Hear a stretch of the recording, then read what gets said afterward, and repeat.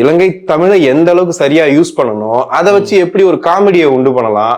அதுவும் நடிச்ச கேரக்டர்ஸ் எல்லாம் பாத்தீங்கன்னா சீரியஸ் கேரக்டர்ஸ், எல்லாருமே சீரியஸ் படம் பண்ணவங்க.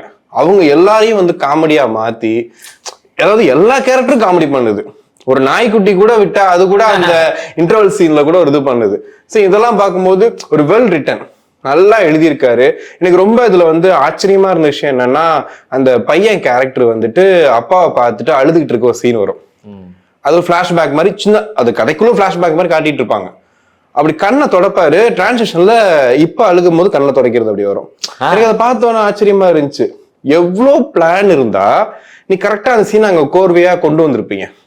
சோ சசிகுமாரை பார்த்துட்டு அந்த பையன் அழுதுட்டு இருக்கும் போது டக்குன்னு டிரான்ஸ்லேஷன்ல திரும்ப அந்த பையன் இப்ப சொல்லிட்டு இருக்க சீன் வருது. எனக்கு அதை பார்த்தோன்னா ஆச்சரியமா இருந்துச்சு. பரவாயில்ல, சூப்பரா வந்து ரிட்டர்ன் பண்ணிருக்காரு, பிளானிங் பக்காவா இருக்காரு.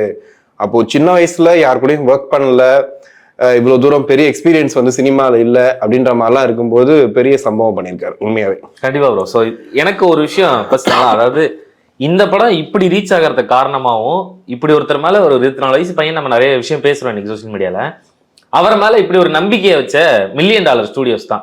ஏன் அப்படின்னா, இப்போ அவங்க பண்ற படங்கள்லாம் வந்து நாங்க பிரம்மாண்டமா பெரிய ஹீரோ வச்சுலாம் படம் பண்ண மாட்டோம். சின்ன கதையா இருந்தாலும் அது புதுசா யார் வந்தாலும் அவங்களுக்கு சப்போர்ட் பண்ணி அவங்களுக்கு வந்து நாங்க வாய்ப்பு கொடுப்போம் அப்படின்ற மாதிரி இந்த ஸ்டூடியோஸ் வந்து இப்போ $1 மில்லியன் ஸ்டூடியோஸ் கொடுத்துருக்காங்க. ஸோ அவங்க ப்ரொடக்ஷன்ல வந்து முன்னாடி இந்த குட் நைட் படமா இருக்கட்டும், லவ்வர் படமா இருக்கட்டும், அந்த அடுத்து இப்போ சொல்ல வேணாம் டூரிஸ்ட் ஃபேமிலி, இந்த ப்ரொடக்ஷனுக்கு இன்னொரு பெரிய பிராண்டா மாறி இருக்கு. அடுத்த செக்ஷன் மேல போயிருக்காங்க உண்மையாவே.